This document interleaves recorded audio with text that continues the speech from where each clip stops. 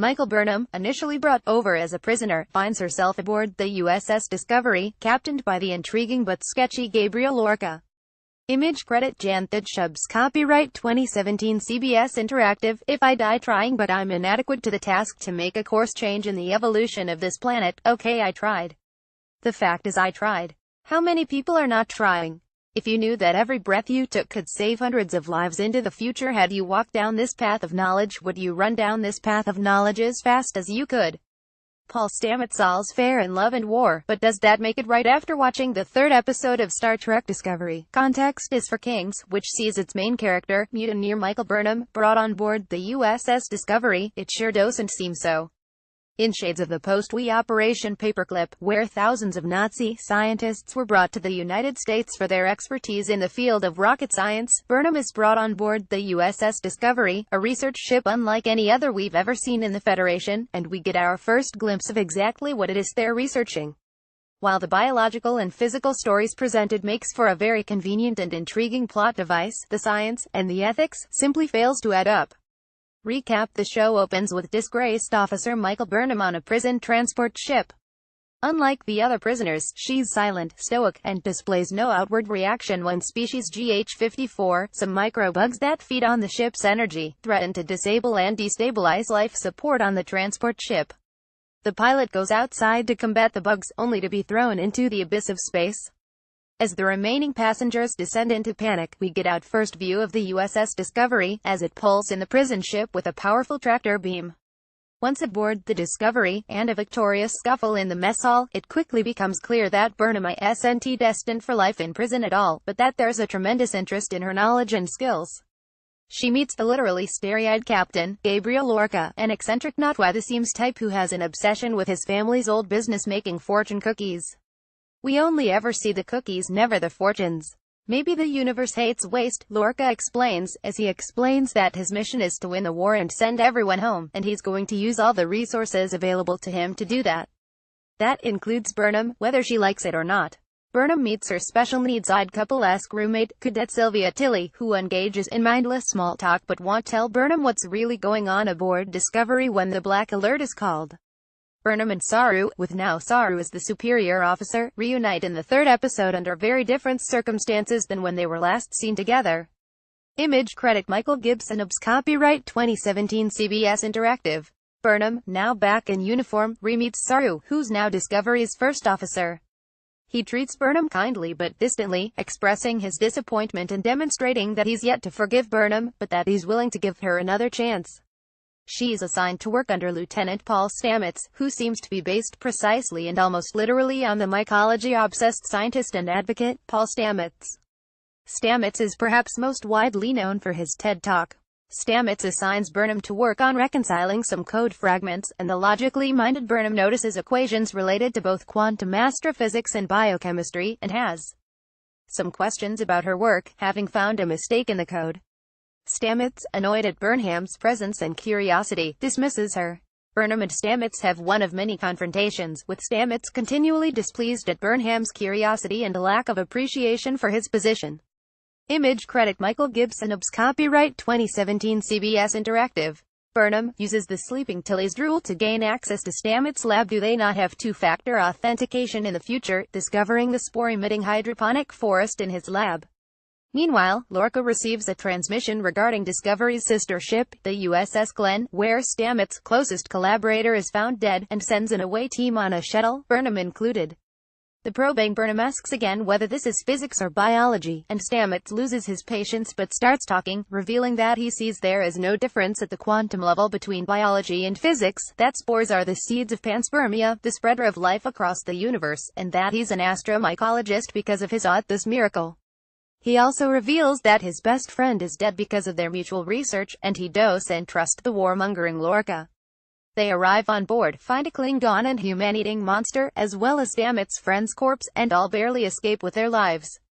The discovery of dead crew members, biological experimentation and deadly creatures isn't enough to cause any sort of moral re-examination of what was undertaken aboard the USS Glenn.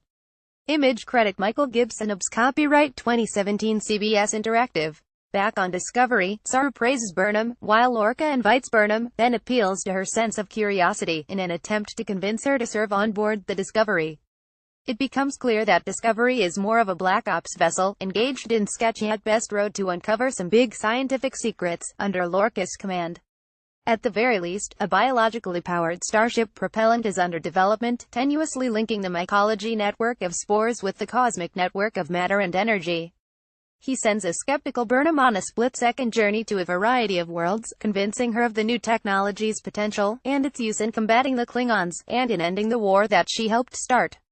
She ends by quoting Alice in Wonderland, with the lesson being that the world doesn't always adhere to logic. Sometimes down is up.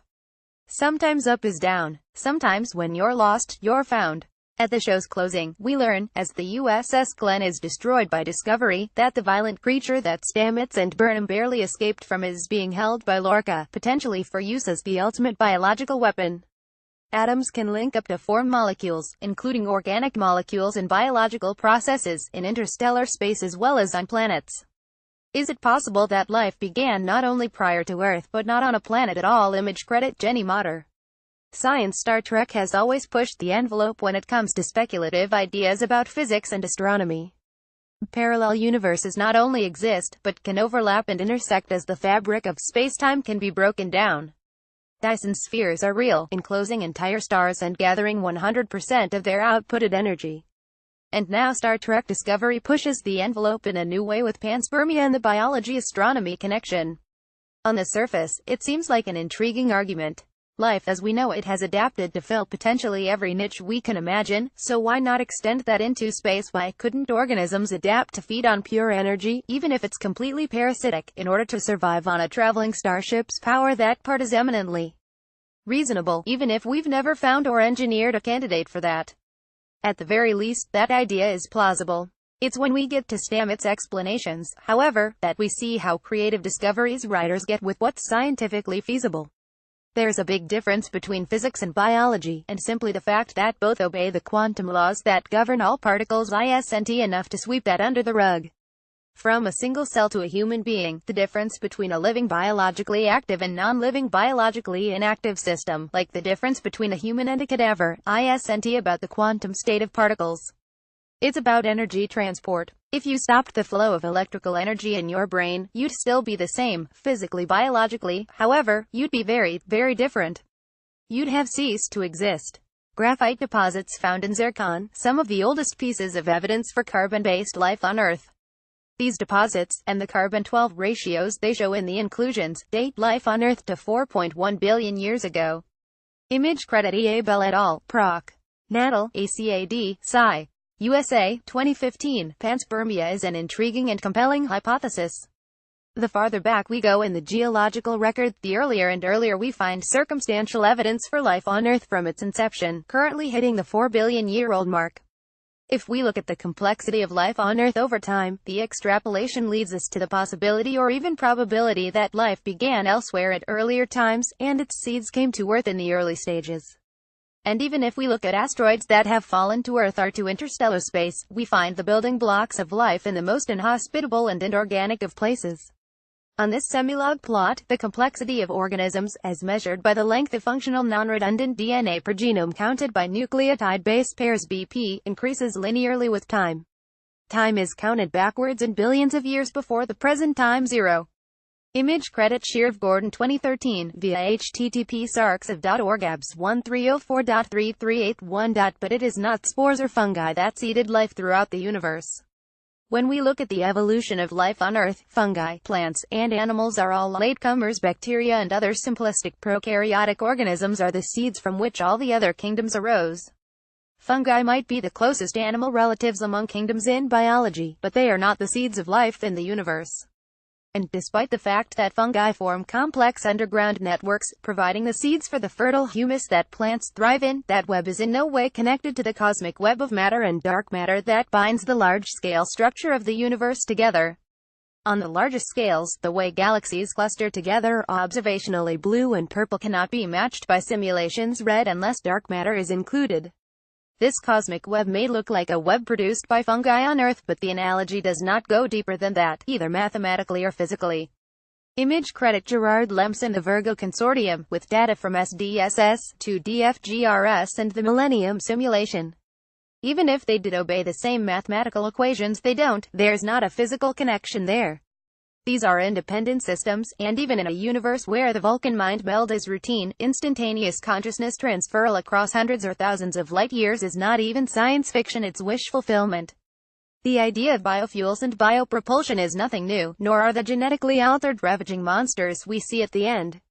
But actual mental journeys to physical places, unless you can recreate the electrical patterns that compose someone's mind a great distance away, and quantum entangle them across that cosmic distance, which can only happen at or below the speed of light, mind you, it's never going to be physically feasible. The warrior that Burnham kills in the first episode is given the traditional Klingon death ritual. The Klingons seen in Star Trek Discovery bear little resemblance to the Klingons we've seen in other, later iterations of Star Trek. Image credit Jan Shubs. Copyright 2017 CBS Interactive. Right and wrong. Unlike other iterations of Star Trek, where humans were placed into unknown, perilous situations and forced to choose between morally ambiguous and difficult options, Star Trek Discovery doesn't weigh in on the answer. Lies, incomplete information, misdirection, even the death of many is a consequence of a questionable action isn't enough to cause even a re-evaluation of the current plan. What's completely glossed over, as in, no one discusses it, is that a lone Klingon is encountered on the USS Glenn, and the Klingon attempts to warn the Federation crew members about the monster, before being mauled to death by said monster. I was worried, after the first 2 episodes, that Star Trek Discovery would be more like War Trek than Star Trek. After Context is for Kings, I'm convinced that this is going to be more about the secret weapons being developed and potentially used than exploring the ethical questions surrounding them. We've noticed that the Klingons we've seen so far in this series look very, very different than the Klingons we're used to, and they're treated as subhuman at every turn. Could the biological weapons the Federation is developing have something to do with the appearance of the Klingons? Will the Federation do something to the Klingons that forever change who and what a Klingon is like? All of the ethical questions thus far raised by Discovery, these, too, will likely go unanswered and unexplored by the show. There is no moral, right and wrong voice in this show as of yet, and I'm not certain it's going to get one. The cloud from the atomic bomb over Nagasaki from Koyajima in 1945 was one of the first nuclear detonations to take place on this world. The 23rd century equivalent of an irresistible weapon appears to be under development aboard the USS Discovery. Image credit Hiromichi Matsuda. Conclusion: we finally know what the Discovery is, a testbed for the equivalent of the 23rd century's Manhattan Project.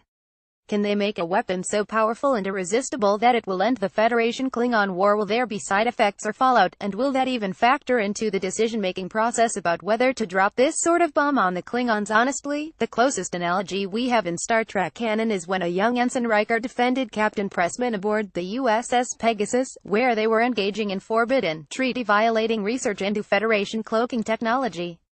This dark side of the Federation is rarely exposed in Star Trek Discovery. It's a way of life. Although it still doesn't feel like a Star Trek series, it does feel like a high-quality space adventure. It's beautiful, it makes you think, and if I had never seen the previous Star Trek series before, I would be quite pleased about this show.